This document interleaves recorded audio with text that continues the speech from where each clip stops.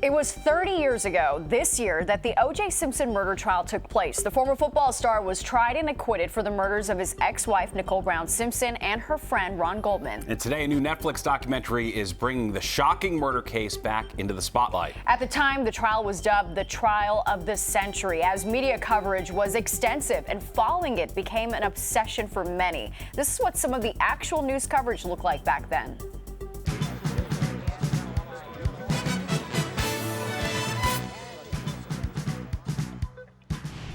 Let's start by taking a look back at some of the key players in the case. There's a whole lot of issues there, so we don't know. She is a former ballet dancer turned prosecutor, 41-year-old Marcia Clark, tough, dynamic, emotional. Certain things, they're not entitled to know. He is 57-year-old defense attorney Johnnie Cochran, smooth, soft-spoken, charismatic. Legal experts say it's going to be a battle to remember as two seasoned legal performers take center stage. She's a very smart woman. I think she's articulate.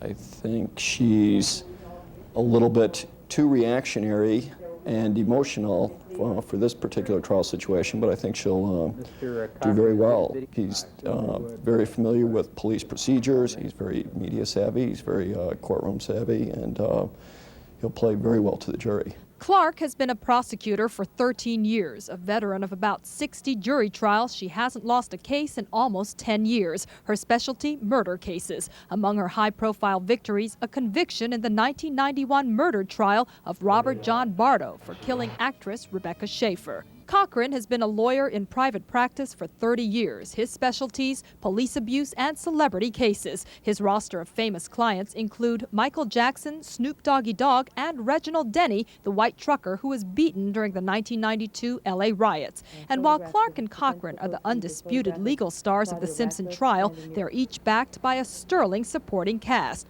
Robert Shapiro, who has taken a back seat to Cochran in the courtroom, will still be fully involved in Simpson's defense. And courtroom veteran F. Lee Bailey will be on hand to examine scientific and other witnesses. On the prosecution side, both William Hodgman and Christopher Darden are expected to handle a substantial portion of the trial. I'll be the spokesman for this issue. With regard to this, it still strikes me we have. But for now, all eyes are riveted to this former ballerina and her pas de deux with this formidable legal foe. The man with a gavel is under a microscope, Judge Lance Ito, 44-year-old son of Japanese-American school teachers. He is known as a no-nonsense judge, sitting at the head of the biggest trial in American history. The world waits for his decision on media coverage. Some of the early reviews on his performance so far are favorable.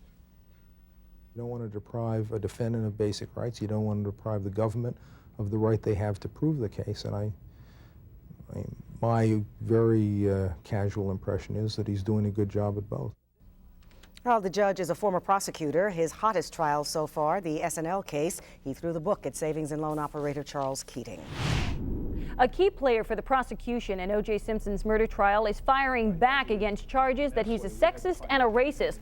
The lawyer for L.A. detective Mark Furman says the police department investigated charges from a black police officer 10 years ago and cleared Furman of any wrongdoing. The female cop tells Newsweek magazine that Furman told her that she didn't belong on the force and, quote, should be a dancer on Soul Train. Well, in Los Angeles, Cato Kalin finally telling his story to the jury at O.J.'s trial. He was in the hot seat on the witness stand. Eric Shun has the latest from the courthouse. John, he brought laughter to the courtroom, but may not be telling all he knows. Cato took his oath as a witness for the prosecution. It is the role of his lifetime, and the best one he may ever get. Mop-haired Cato Kalin, America's most famous permanent house guest, starred in the Simpson trial, explaining how he felt about his unwanted part. You a little bit nervous today? Feel great. Little nervous. Even in his laid-back L.A. style, he was edgy, fidgeting, as he acknowledged his former patron. And when I say Mr. Simpson, is that someone you see in court today, sir? Yes, O.J. Point him out, please. There. He recalled meeting Nicole Brown Simpson in trendy Aspen and moving into her guest house. Then Marcia Clark, in her gentle but firm questions, tried to portray O.J. as a jealous ex-husband who offered Cato a room rent-free, even though the aspiring actor and Nicole were not romantically involved. Were you lovers? No. Just friends? Friends?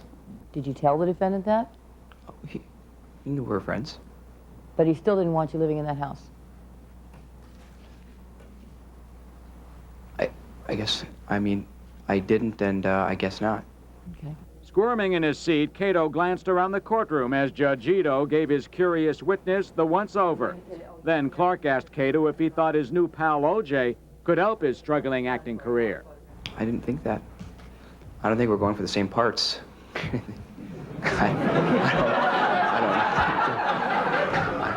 He admitted that hours before the murders, O.J. told him he and Nicole were through. I was reading a paper and it would come up about just Nicole, that their relationship was over. Earlier, beleaguered detective Philip Van Adder warily endured a barrage of questions from defense attorney Robert Shapiro, who tried to point out police blunders, including Van Adder's assumption that O.J.'s trip to Chicago was not planned. I did write that in the search warrant. And you signed that under penalty of perjury? Yes, that's correct, sir. And that wasn't true, was it? I found out later that that information was incorrect. Tomorrow, Cato will testify about the hours before the murders he spent with Simpson. He says they went to McDonald's to buy hamburgers and has denied they bought drugs. He'll also testify about those mysterious thumps on the wall, thumps that helped implicate Simpson and give Cato a Hollywood career. That's it from the trial in Los Angeles. I'm Eric Shawn, Fox News. Our first report takes us back to the start of the trial and the day of the opening arguments. Well, today it begins. Get ready for a steady supply of OJ. Absolutely. The drama of the most famous murder trial in history unfolds with opening arguments today. From center stage, Eric Shawn reports live for us now. He is in Los Angeles. Eric, it's about to get underway. That it is, Lynn. Good morning, everyone. You can see and perhaps hear the escorting helicopters that follow O.J. Simpson's van from the Men's Central Jail. At this moment, he's been being driven from the jail to the courthouse behind me. And when he arrives here, he will be on stage as never before. Millions of people across the country will be watching the opening statements today. We're told that O.J. Simpson is in high spirits, ready to try and face the charges against him. After 7 months, this incredible drama is about to begin. I think he's relieved that finally we're getting to the point that he wanted to be at since this horrible event took place, and that is to start the trial, let the evidence come from the witness stand, and once and for all, let's get a verdict from a fair and impartial jury, which I believe we have. Now, it's O.J.'s turn. After 7 months of blood drops and DNA, bloody gloves, and allegations of Simpson's jealousy and rage, the country's most famous double murder defendant will offer his defense to a crime that has obsessed a nation. Do you think this was a drug hit? I'll be talking about that on Monday, probably. On Friday, attorney Johnnie Cochran, who will give the opening statement, hinted at a new motive: drugs. He may tell the jurors Nicole and Ron Goldman were victims of a drug or money dispute, perhaps aimed at Goldman. That the killer or killers really went to Nicole's condo looking for her friend Faye Resnick, who allegedly had used drugs there and later wrote a bestseller about her. Would not be O.J. It would be a drug hit having to do with the cocaine use clearly established against Faye Resnick and alleged against Nicole Simpson. Prosecutors will try and show a possible cocaine connection is absurd and may produce some surprises of their own. The prosecution wants to make a number of dramatic revelations, showing the jury evidence that hasn't yet been revealed in the media. While prosecutor Marcia Clark will rely on the scientific certainties of DNA to try and prove her case, others insist it will be the frantic words of a frightened Nicole on the infamous 911 tapes that will finally sway the jury to view O.J. as a killer. Well, Mr. Cochran may also try to mention that, suggest that there were perhaps two killers and tie the murders into an unsolved slaying of a Hollywood music promoter 2 years ago. But first, before opening arguments begin at 10 o'clock Pacific time, there will be two hearings. One on Detective Mark Furman. Remember him? He is the LAPD detective who allegedly made racist remarks. They'll be trying to decide if there is enough evidence to show that he may have planted the glove. The defense hopes to present some type of evidence of that sort to decide whether Mr. Furman can testify at the trial. And then Marguerite Simpson, who is O.J. Simpson's first wife, a hearing on her to decide whether she can also testify. She allegedly had once said that O.J. had beaten her and cops had gone to the house for a domestic abuse call. After that, business is cleared away at 10 o'clock this time, the opening statements, as this momentous trial is about to begin, and we are ready. From issues with the jury to Marcia Clark's jewelry, drama was on full display in the courtroom from the very beginning of the case. What did the neighbors hear the night Nicole Brown Simpson was murdered? Well, today the trial will focus on the crime scene. Prosecutors are also looking to take jurors on a field trip. Eric Shawn is in Los Angeles. Eric, what is the prosecution hoping to establish? Well, first, Lynn, this morning we'll start with a hearing about whether Marguerite Simpson, O.J.'s first wife, can take the stand and testify about O.J. allegedly beating her. She denied that in an interview a couple of weeks ago. But the big news this morning here, of course, is the reports of dissension in the jury room, and the reason why that juror was bounced off yesterday. We were told that she shares a arthritis doctor with O.J. Simpson. That may be true, but the L.A. Daily News this morning reports another reason. They say they were actually fighting in the jury room, that there was a scuffle between this woman and other jurors, and she accused the black jurors of being sympathetic to O.J. Simpson and already making up their minds. We've also learned the reason for that 2-hour delay yesterday morning. Apparently, Judge Ito was interviewing the jurors, asking them about this woman. That's when she was kicked off. This morning, testimony will resume with other neighbors of Nicole, who will testify about the timeline of when the murders occurred, especially dealing with Nicole's dog, Akita, and his plaintiff whale. It became necessary for me to excuse one of the jurors in this case. Another juror dropped out. This time, a 63-year-old white woman who shares the same arthritis doctor as the defendant fell victim to a conflict of interest. She was replaced by a 54-year-old black postal worker, leaving 7 women and 5 men on the jury. 9 are black, 1 white, 2 other races. The remaining jurors heard testimony about the victim's last hours. How Nicole took her family to the Mezzaluna restaurant, where victim Ron Goldman worked. Nicole paid by credit card, signing her name Nicole Brown, not Nicole Brown Simpson. Tia Gavin served Nicole her last meal of rigatoni. There was 1 bottle of wine ordered. I think it was a bottle of Chianti. Co-worker Karen Crawford was shown Goldman's waiter uniform. Do you recognize what we're showing you here? Yes. What is it? It's Ron's shirt and pants. I saw him walk out the door.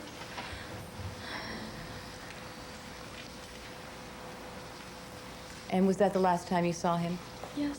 Goldman's sister Kim found the clothes at his apartment. And why did you go? I needed to get a suit for his funeral. Then testimony about the infamous crime's only witness, Nicole's Akita, Cato, the dog, not the friend. Cato's heart-wrenching howl and bloody paws led prosecutors to conclude the crime was committed about 10:15.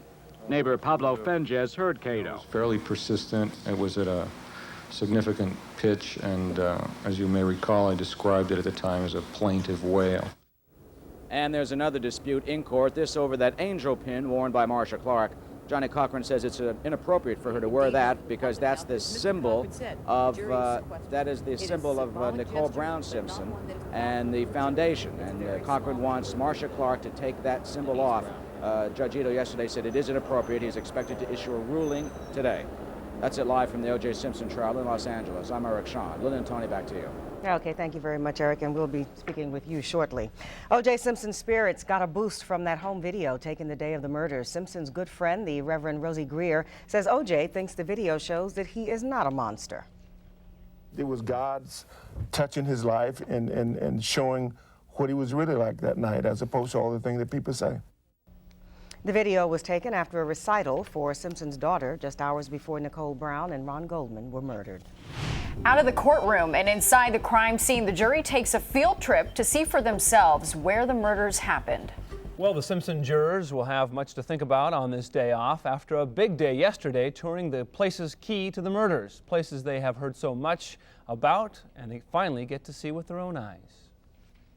The motorcade was anything but inconspicuous. Hordes of police keeping an eye on the jurors, crowds of spectators, and O.J. Simpson. Before heading out, there was some courtroom business to discuss on this rare Sunday. The Brown family did not want Simpson inside Nicole's home on Bundy, and that was fine with him. My understanding is that you are willing to waive and give up your right to be present at the Bundy address while the jury is conducting their view of the scene. Yes, sir. All right. Thank you very much, sir.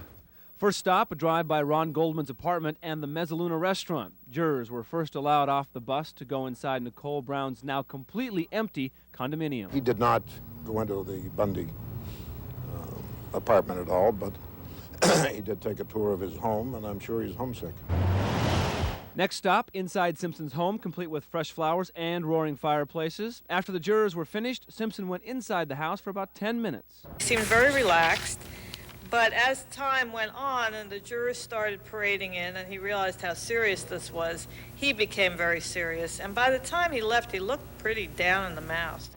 Was O.J. the victim of a police cover-up? The blood evidence, DNA results, and bloody knife at the center of a conspiracy theory. O.J.'s lawyers were busy working their conspiracy theory in court.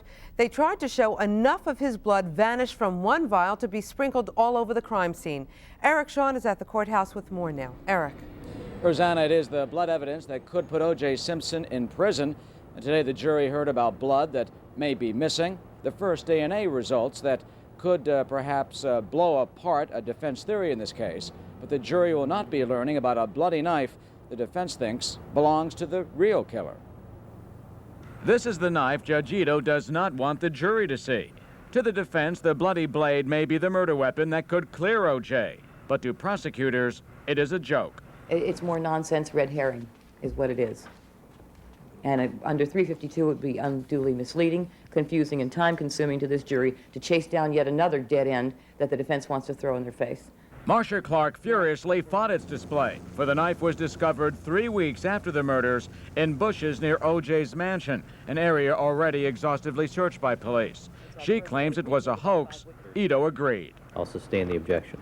But then prosecutors suffered a setback. Police chemist Gregory Matheson admitted blood caked under Nicole's fingernails could point to an unknown assailant, for it may not have matched Nicole's AB blood type as he earlier indicated. And if that's true, then it has to have come from somebody else. It would have to be a B, and it would have to come from somebody else. But later, and about face, he said more accurate DNA testing showed the blood was Nicole's. Mr. Matheson, are you aware that the items 84A and 84B were in fact sent out for DNA testing and came back with a result consistent with Nicole Brown? It's my understanding, yes. With his methodical questions, defense attorney Robert Blazer tried to show O.J. is the victim of a police frame-up. He forced Matheson to admit that an almost astounding 1/4 of O.J.'s blood in this test tube is missing. Enough for police to soak swatches now being used against O.J., enough to sprinkle on the murder scene, enough to plant in O.J.'s Bronco. Approximately how many drops are at 1.5 milliliters? Well, if we assume that there's approximately 20 in 1 milliliter, that would give us about 30 drops. Have you ever seen any evidence or indication in your entire work in this case of any of the evidence having been tampered with? No, I have not. Well, for the first time, the defense revealed that they may have some scientific proof that O.J. Simpson was framed. We won't learn about what exactly that proof is until they get the chance to start their case. That could be still a couple of months. Prosecutors try to illustrate the trail of blood that was uncovered leads directly to O.J. Well, Rosanna, from back fence to Bronco to bedroom, prosecutors say they now have a trail of O.J.'s blood that should put him away from murder. But O.J.'s lawyers are still saying no way. Right, Eric? Well, John, from the murder scene to the mansion, a trail of blood that leads to O.J. Simpson. That's what prosecutors hope the jury believes after they heard whose blood was where. Okay, could you remove that cover? He was almost like a game show host providing clues. Scientist Gary Sims removing the labels that could strip away the mantle of O.J.'s innocence. He outlined a litany of the most incriminating evidence so far, for the first time revealing DNA consistent with blood from O.J. and the victims was in Simpson's Bronco, on the bloody glove, and his bedroom socks. I could not exclude any of the three individuals, the defendant, Nicole Brown, or Mr. Golden. The defendant sat expressionless, but his jurors were grim-faced as Sims provided new DNA evidence that put O.J.'s blood on Nicole's back fence. In the Bronco, prosecutors insist O.J. used as his getaway car blood that could be from all three was smeared on the console between the seats, perhaps Sims suggested wiped by O.J.'s gloved hand. All three of the individuals, the three principals, the two victims, and the defendant are consistent with being part of that mixture. He said this blood stain on the carpet floor could be from Nicole. But the most damning testimony was that O.J.'s blood, along with the victims, could be on the infamous bloody glove. The odds of Ron Goldman's blood, more than 1,000,000,000 to 1. At day's end, Johnnie Cochran left court, publicly appearing unconcerned. What's the ace in the hole? Well, I can't tell you that now, but we're moving right along, and you got to wait till you hear all the examination, the cross-examination, and the defense. Now, this was the most damaging day to O.J. Simpson yet, but tonight the newly released autopsy report could help him. In it, Dr. Irwin Golden, the coroner, could not rule out the possibility that 2 knives were used to commit the murders. Golden, by the way, tested different knives on pigskins. You know, when he takes the stand after the DNA is finished, the defense attorneys will certainly pounce on that. Tomorrow, Sims is back on the stand, building his avalanche of evidence. As the trial moved into the summer months, things got heated in the courtroom as O.J.'s lawyers block a last-minute bombshell from the prosecution. O.J. Simpson's lawyers blasted a huge hole in the prosecution's case. Marsha Clark and her team were ready to launch a last-minute bombshell at O.J., but it backfired in their hands. Eric Shawn has the latest from the courthouse. Good evening, Eric. Hello, Rosanna, and hello, everyone. Tonight, prosecutors here in Los Angeles stand punished after one of the most heated days in court. They're denied the opportunity to present some of the most key evidence in this case that could tie O.J. Simpson even closer to the crimes. This is about Mr. Simpson. This is about whether Mr. Simpson can receive a fair trial. Prosecutors blew it. After the most impassioned and angry arguments of the trial so far, Judge Ito decided the jury will not learn how the fibers from the carpet in O.J.'s Bronco are relatively rare. The reason, Marsha Clark did not give Johnnie Cochran this FBI report on the fibers in time. And if you look at this report, Your Honor, on every page, they're talking about O.J. Simpson. We're fighting the power of the government and a man who's innocent. And that's what we're trying to do here. So let's make that clear. There has never been a defendant in the history of this state, I warrant, that has had everybody bend over backwards for him the way this one has. We have shut down laboratories. We have sent evidence all over the country multiple times. An agitated Miss Clark pleaded innocent. If the court feels that we have been remiss, then I would urge the court to penalize us personally, or myself personally. But please don't penalize the proof of the case. But in ruling against her, even Ito, departing from his judicial neutrality, indicated how damaging the revelation could have been to O.J. And that's very compelling circumstantial evidence. I mean, it really narrows it down to where this carpet fiber came from. Prosecutors will show the Bronco carpet fibers are similar to those found on the blue knit cap at the murder scene and the bloody glove plucked from behind O.J.'s mansion. Part of the tiny trail of clues provided by FBI expert Doug Dietrich, the Bureau's top hair and fiber man, who says O.J.'s hair can be easily identified. Well, it was very light colored. It had very light pigmentation. Prosecutors will end their case on an emotional note. Their final witness, Nicole's mother, Juditha, who said just before the murders, O.J. told her, "The only woman I want in my life and can't have is your daughter." Well, Mrs. Brown will tell the jury about her daughter's final hours, their dinner at Mezzaluna, that last phone call before they never spoke again. That's it from the trial tonight. After 92 days of testimony, the prosecution rested its case. Well, after 5 long months, the prosecution in the O.J. Simpson trial has rested its case. And now the jury hears from the defense and may get the case by Labor Day. Eric Shawn has more from Los Angeles. At this time, subject to the receipt of the people's exhibits into evidence, the people rest. The end came quickly and quietly. With those simple words, the prosecution finished its dramatic case against O.J. Simpson after 92 days of testimony, 58 witnesses, and a mountain of circumstantial evidence against him.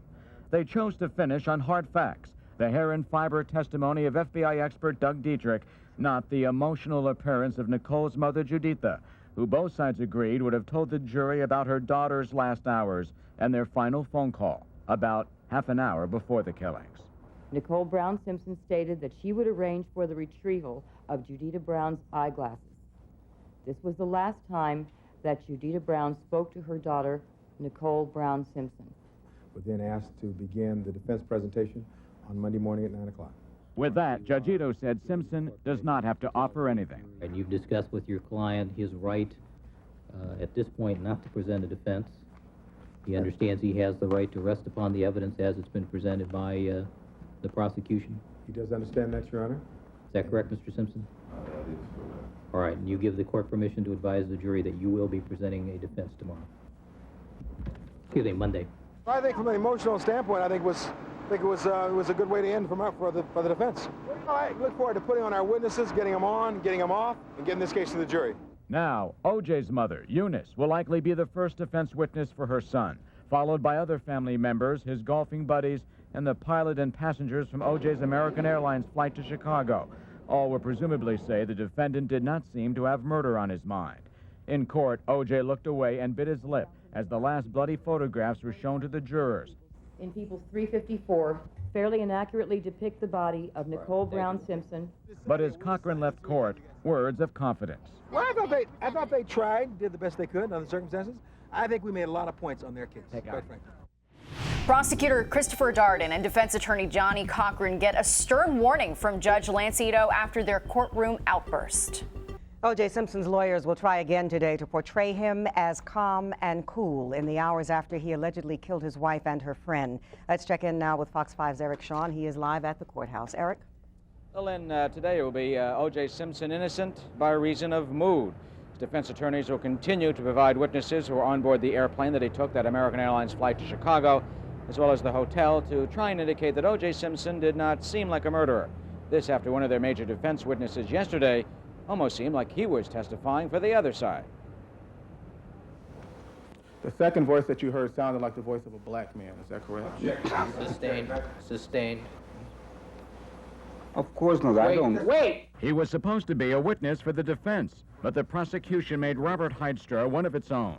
He claims two men were arguing outside Nicole's condo the murder night, but Heidstra squirmed when confronted by Christopher Darden, fiercely denying telling friends one voice was a black man, unmistakably O.J. Simpson's. Didn't you tell Patricia Barrett, quote, "I know it was O.J., it had to be him," unquote? No, I never said that. Absurd.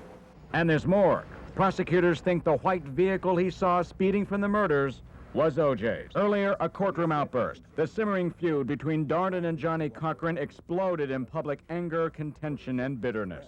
But this statement about whether somebody sounds black or white is racist, and I resent it. This is the witness's statement, and if the statement is racist, then he is the racist, not me. Okay? And clearly, I mean, but that's what you're suggesting, and that's what, you know, has created a lot of problems for my family and myself. Statements that you make about me and race, Mr. Cochran. Well, you and I would indicate to the court. Wait. I'm so mad at both of you guys. I'm about to hold both of you in contempt. If I see this conduct again from either of you two. Later, American Airlines Captain Wayne Stanfield recalled O.J. on the flight to Chicago, wide awake at 2:45 in the morning. If anything, I would characterize it as being pensive, just lost in thought. The prosecutors will also fight two defense witnesses this morning. One, Christian Reichardt, is the former fiancé of Faye Resnick, Nicole's friend who wrote that book. His testimony is expected to delve into Faye's drug use, part of the defense theory that the victims were really killed by Colombian drug dealers. The other, Lori Manzioni. She is a travel agent who was on the phone with O.J. Simpson while he was in his hotel room in Chicago. He claims that O.J. told her he cut his hand when he slammed down a glass on the sink when he heard that Nicole was dead. Drama remained center stage as the trial continued. This time, a furious Judge Ito temporarily pulls the plug on courtroom cameras. The trial of the century is, believe it or not, well, it will end before the end of the century. In fact, it's getting very close to the grand finale. Yes, it is. The prosecution's come full circle, hitting hard at the evidence they hope spells conviction for O.J. Simpson. Eric Shawn is on top of all of the latest developments in Los Angeles. Eric? Another long day at the Simpson trial resumes this morning. Back in front of the jury, prosecutor Christopher Darden, where he left off last night, sketching a history of Nicole and O.J.'s relationship as one of abuse that ended in murder. Yesterday, for a while, it looked as if the cameras were in danger. As millions watched, a furious Judge Ito suddenly pulled the plug on the court TV camera for 70 minutes after a close-up of O.J.'s hands were shown. It's a very flagrant violation and intrusion into the attorney-client privilege, and I'm inclined to terminate the coverage at this time. All right? But then he was persuaded to change his mind, and America saw Marcia Clark ridicule the defense theory police planted evidence. I want to hear Mr. Cochran actually stand up in front of you and tell you he believes the blood was planted. I want to hear that, because that is incredible. Ladies and gentlemen, His blood on the rear gate, with that match that makes him 1 in 57 billion people that could have left that blood. I mean, there's 5 billion people on the planet? Surprisingly, Clark finished her argument just before 7, and then co-counsel Chris Darden took the podium, returning to Mark Furman. This case is about this defendant, O.J. Simpson, and the M word, murder. It's not about Mark Furman and the N word. Then Nicole's haunting screams from a 911 tape filled the courtroom as Darden's theme was domestic violence, the motive. I don't know, you tell me. That's a Polaroid. This is People's 29. Darden only has about an hour and a half left with his closing argument. Then it will be time for the answer. The much anticipated and eagerly awaited answer from Johnnie Cochran. He will give his closing argument, trying to demolish some of the key prosecution themes, including the DNA, scientific evidence, and also he will say that an abusive relationship between his client and Nicole does not mean that it would have ended in murder. OJ's lawyer, Johnnie Cochran, puts on a powerful and passionate performance. Johnnie Cochran's fiery refrain, if it doesn't fit, you must acquit. And it is a smooth as silk play for the jury from OJ's Dream Team captain. And Act 2 is today. Fox 5's Eric Shawn has a front row seat. He's live in L.A. Eric? Tony, it was a searing, powerful performance by Johnnie Cochran, rich in theatrics and passion, as he blamed lying, racist police detectives for putting O.J. Simpson in the defendant's seat. Later on today, it will be up to New York lawyer Barry Scheck to explain the science behind Cochran's fiery rhetoric that put the focus on Detective Mark Furman. If it doesn't fit, you must acquit. It was his refrain. Johnnie Cochran, confident and cocky, addressed the jury like a congregation, ridiculing the prosecutors, the police, and portraying his client as the victim. This is a case about a rush to judgment, a case where there's been an obsession to win at all costs, and in the words of Dr. Henry Lee, something is wrong with the prosecution's case. Then his seeds of doubt, the glove demonstration. The defining moment in this trial, the day Mr. Darden asked Mr. Simpson to try on those gloves, and the gloves didn't fit. Remember these words: if it doesn't fit, you must acquit. The blue knit cap. Cochran even put one on. Who am I? I'm still Johnnie Cochran with a knit cap. O.J. Simpson in a knit cap from 2 blocks away is still O.J. Simpson. It's no disguise. It's no disguise. It makes no sense. It doesn't fit. If it doesn't fit, you must acquit. With O.J.'s hopes resting on every word, Cochran, eloquent and smooth, returned to the familiar theme of putting the police on trial. That glove looks as though it's been placed there. The jurors were brought back to the day of the murders and little Sidney's dance recital. Cochran played this video to show O.J.'s mood. Well, Johnnie Cochran also, of course, attacked Mark Furman and Detective Philip Van Adder as liars, claiming that the glove was placed behind the mansion of O.J. Simpson, questioning why the glove was still moist with blood, according to Furman's words, when they found that glove supposedly just hours after the murders. Many people here are giving Johnnie Cochran high marks for his passion and eloquence yesterday. He will resume momentarily. That followed, of course, by Barry Scheck, who will explain the DNA science. As for the jury, they should finally get this case next Monday. How long will they be out? There's no guess really about that, except that conjugal visits will not be allowed during their deliberations. After 9 months of testimony, the trial of the century comes to a close with a not guilty verdict for O.J. Simpson. A party-hardy night for O.J. Simpson and the Dream Team. A huge celebration at the Rockingham estate, all following a surreal arrival in a white van via police escort. Triumph and tears for friends, family, and the faithful, despite harsh words and infighting by the Dream Team. Attorneys Robert Shapiro and Johnnie Cochran feuding over trial tactics. Shapiro expressing regret for Fred Goldman. For a long time, I have been looking for the right opportunity, and I guess there never is the right opportunity, to personally express my condolences to Mr. Goldman and to his family. I sat at the end of the counsel table and was the only lawyer who could see the audience, and our eyes would focus, and the anger that he had and showed was real. In L.A., candles lit in protest of the verdict. Denise Brown reminding the world that O.J. Simpson is still, quote, a batterer, and that she'll continue her fight against domestic violence. Lynn? Defense DNA expert Henry Lee is blaming sloppy police work for the hammering loss suffered by the prosecution. The defense witness says science played less of a role than Marcia Clark's team banked on. You thought that the jury made their minds up before you even took the stand. You thought they were going to go not guilty before you even flew out there. I don't know if it's guilty or not guilty. Apparently, the jury already made up their mind. It all began and now ends with the men and women entrusted to see to justice. The jury. Their decision, the spark igniting an explosion of mixed emotions from relief to fury. Eric Shawn has watched that jury and the proceedings since it all began, and he's here with us now. Good afternoon, Eric. Good afternoon, Lynn and Tony. First up, obviously, this is the first morning of the rest of O.J. Simpson's life. He is at his mansion this morning with the newspapers, the television, the friends and family.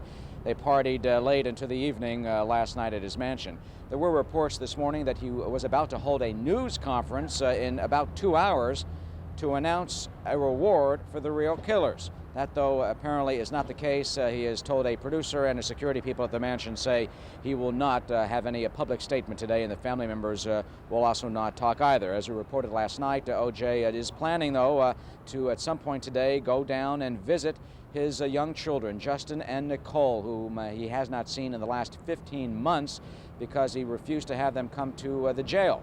So that would be an incredibly heartwarming homecoming, but also clearly strange with the Brown family because they're suing him for millions of dollars in a civil suit, blaming him for Nicole's death. Meanwhile, as far as the jurors are concerned, they have not wanted to talk, but we're beginning to get some cracks in that curtain.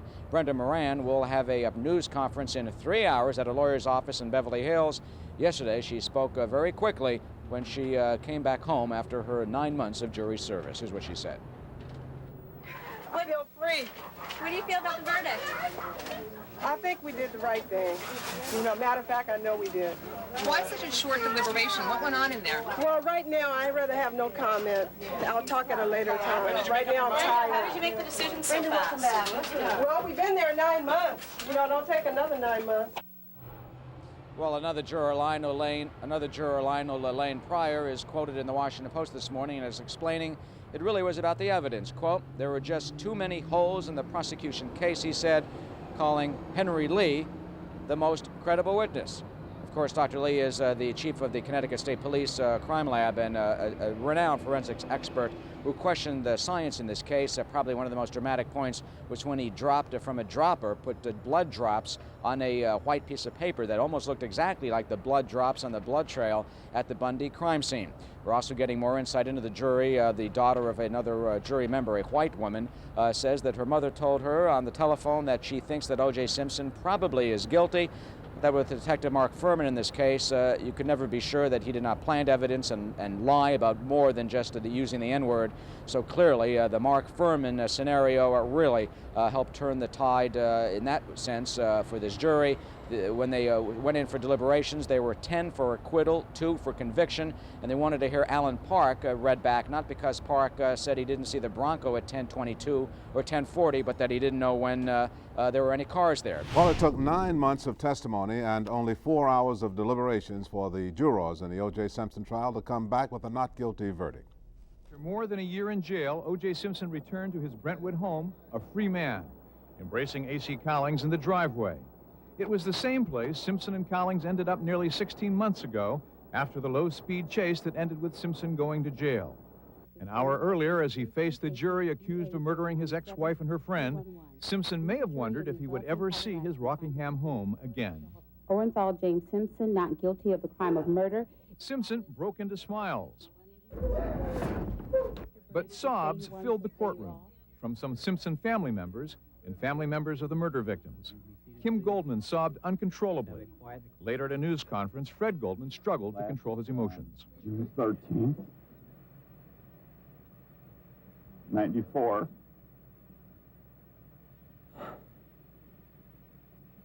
Was the worst nightmare of my life.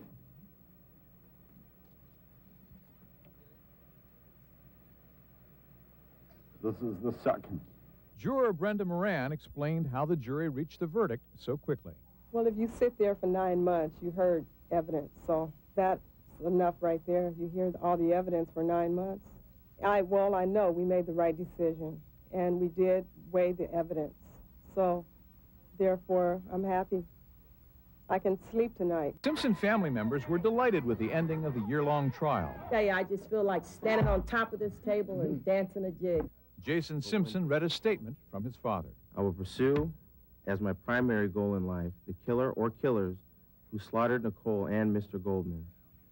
They are out there somewhere. Whatever it takes to identify them and bring them in, I'll provide somehow. Simpson attorney Robert Shapiro said he was never able to offer condolences to Fred Goldman. I sat at the end of the counsel table and was the only lawyer who could see the audience. And our eyes would focus. And the anger that he had and showed was real. Kathleen Bell, who first brought former Detective Mark Furman's racism to light, agonized over any role she may have played in Simpson's acquittal. I feel awful. I just feel awful, and I hope that what I said didn't have a lot to do with their decision. On San Francisco's Potrero Hill, Simpson's boyhood neighborhood, supporters celebrated victory. We always believed and trusted O.J. He came here. He helped us out when we needed money. Prosecutors hung out their emotions after the bitter contest. Please don't let this make you lose faith in our system. We came here in search of justice. You will have to be the judges, I expect, as to whether or not any of us found it today. But I'm not bitter, and I'm not angry. But I'd also like to thank the lawyers on our prosecution team. I am honored to have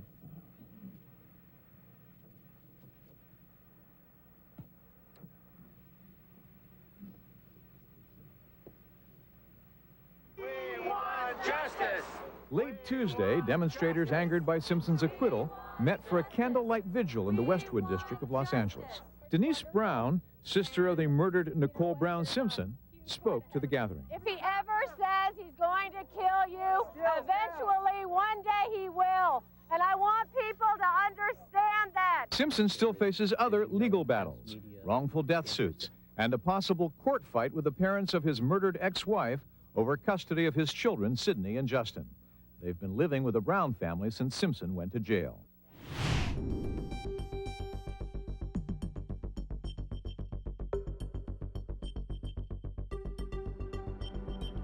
And that was the news then.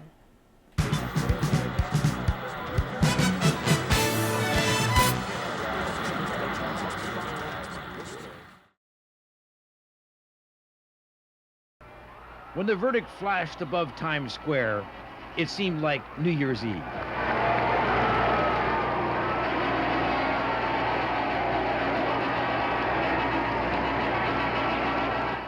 But the new year will be a year without the O.J. Simpson trial. A trial that has become such a regular part of our lives over the past year, we've come to depend on it. So now what do we do? Potentially it's going to leave a very big gaping hole, because if people have been watching the trial every single day and now the trial is over, there is going to be a feeling of emptiness inside. And what I would recommend is that you sit still with the emptiness, you recognize it, and rather than just quickly act to fill up the hole with some behavior that's really not productive, that you stay with the emptiness and start to reflect on how could I fill up my own life in a productive way. And how about the people who have been watching the O.J. trial? I really enjoy the highlights at night, but I've got real mixed feelings about it. I've been watching it all the way through. I'm going to stop. Enough was enough. It hurt. It hurt watching it. It really did. I feel sorry for him. I feel sorry for her. But what can we do? These things do happen. I'm going to miss the trial a lot, but I'm just glad it's coming to the end. It was time. The whole world is going to miss the trial. Everyone is addicted to it. They watch it every day. Our jury system, our legal system is the best in the world. The only troubling thing is not everyone has $7 million to have a legal defense if they're accused of a serious crime. Well, I'm going to miss it in a certain way just because I was learning so much from it, just like American justice and everything. Many people aren't actually sure whether they are happy or sad the O.J. trial is finally over. They may not really know until they go to the tube that first time and turn on for their daily OJ fix and find it isn't there.